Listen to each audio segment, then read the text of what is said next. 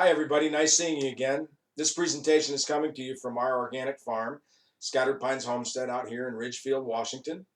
And we're going to talk today about My Sport Me. It's an assignment that provides us an opportunity, us meaning each individual student and me, with an opportunity to get to know each other.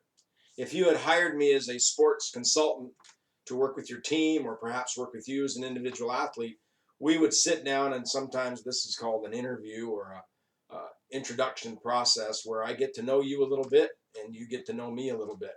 I'll reveal what I have to say another video coming up, but I want you to understand how to do the assignment now so you can get to work, because I know some of you get very nervous about deadlines and that sort of thing. I will say this before we start. This is all brand new to me, and so I'm going to ask for a lot of grace and mercy that I probably don't deserve, but I'm going to need it to get through this quarter, and hopefully I will be able to give you as much grace and mercy. I've put up the deadlines so that you know how we're going to try to keep track, but I'm going to take late work this quarter, which I don't do in face-to-face classes, but I'm going to take late work from you this quarter if it has to be that way, because of the fact that we may all be learning something new. Please try not to make a habit of it, because if you do, then it gets bogged down, and again, it just doesn't work as well. So grace, mercy on both sides. We'll get through this. All right. So this next assignment is called My Sport Me.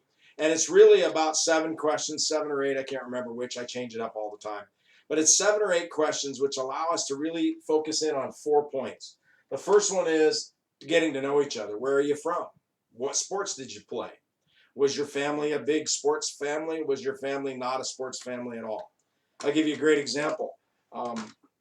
I grew up, my mother was deaf and disabled. I grew up with no father. My grandfather was kind of like my father figure. But I was encouraged to be in sports because it was a way for me to have something to do, to be managed by adults, to be around men and women, because I had women coaches as well. So my mother, even though she didn't go to the games, she supported me playing and was always able to figure out how to get whatever I needed to be able to play. On the other hand, my wife lived out in the country. She had 5 brothers and both her parents worked. There was not a lot of support for her to play sports, because to get from the school to home and home to school to make all those practices and all those kinds of things just did not fit into her parents' schedule very well. So my wife didn't get a chance to play high school sports. She took up running. She was avid about it, and she ended up going on and running in a Division II school in Missouri, and she was a team captain. She ran 3 years and was a letter winner and a conference letter winner, and so she had a great experience in sport, but it didn't come until she was 24 years old, after we had gotten married and went back to school. Actually, I think it was 26 years old. So that kind of gives a different flavor to your sport experience versus maybe you were a 9-year-old kid and some soccer coach blew up at you and you decided that soccer was never going to be your game again. Or on the other hand, at 9 years old, you found out you were really good at soccer and that became your passion. So the idea here is you're going to read through these questions.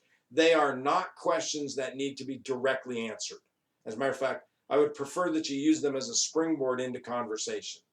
How long should this paper be? I don't know. How much you got to say? I would think you should be able to keep it inside of 3 pages. I have 36 of them to read. So, and I will make comments. I'm not sure. I haven't learned how to do that on the board, on the paper yet, but I'll learn that here in coming weeks.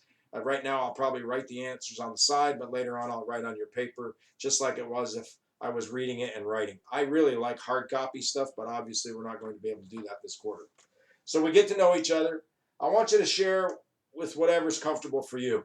Some people really want to share some really tough things or some really great things. Other people don't feel comfortable with that because they don't know me. It's whatever's comfortable for you. However, I want you to know that this assignment goes absolutely nowhere.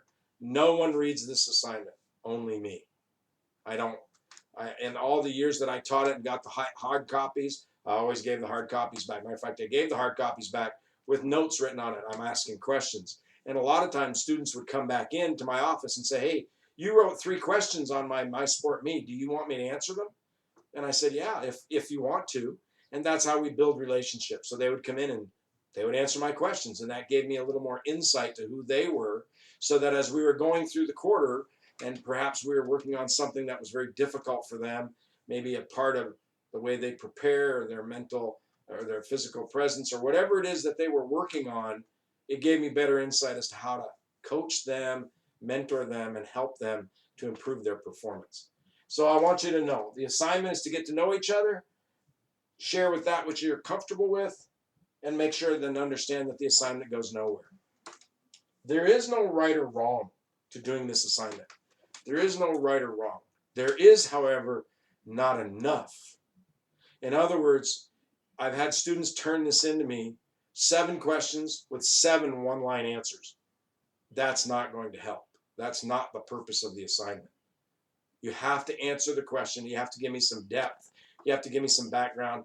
I'm not going to grade it for spelling. I'm not going to grade it for punctuation, although it would be nice to have it somewhat close to the English language and somewhat close to, the King's English as far as punctuation and all that sort of thing. That being said, that's not what you're that's not what you're trying to do here. What you're trying to do is have a conversation.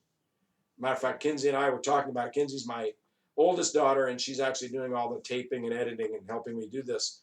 And she said to me, we should try sometime to have a fire outside and have a conversation that way.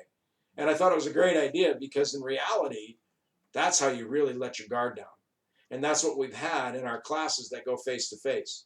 We've always taught class in a circle. We always could see each other's face. Before the end of the week, we're going to start putting up some Zoom meetings that you can attend, have a chance to get to know each other. I know I haven't done anything about writing to your classmates and getting to know them and all that, but that's coming. As my repertoire of Canvas skills get better, the course will get deeper and broader and wider. But for now, this gives us a chance to get to know each other. So don't write too short. Don't be too succinct in your answer. Make sure that you give me some outside information so I know. And then as we do that, I'll write back and ask some questions. You can answer them.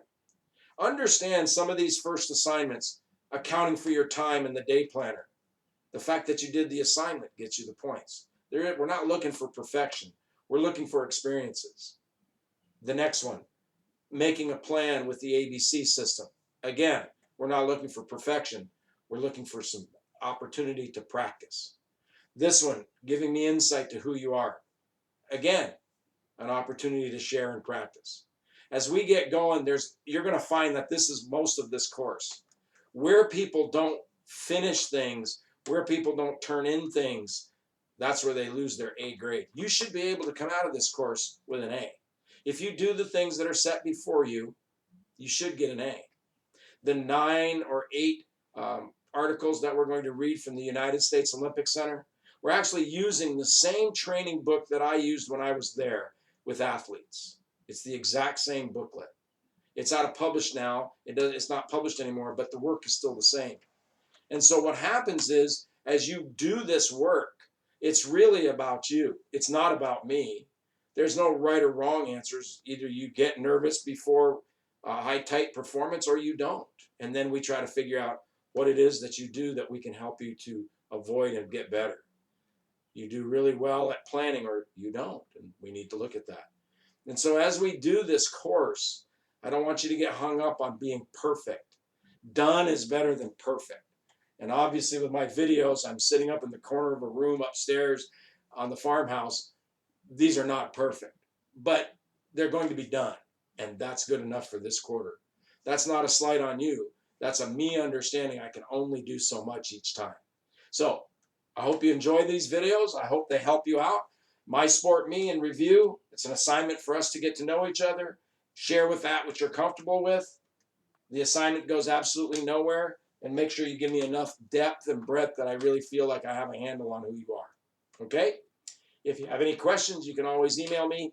I'll start pretty soon with time that every day that you could email me, and I'll be right on my email and I can answer it back. But we'll talk about that in the next video. Have a nice day.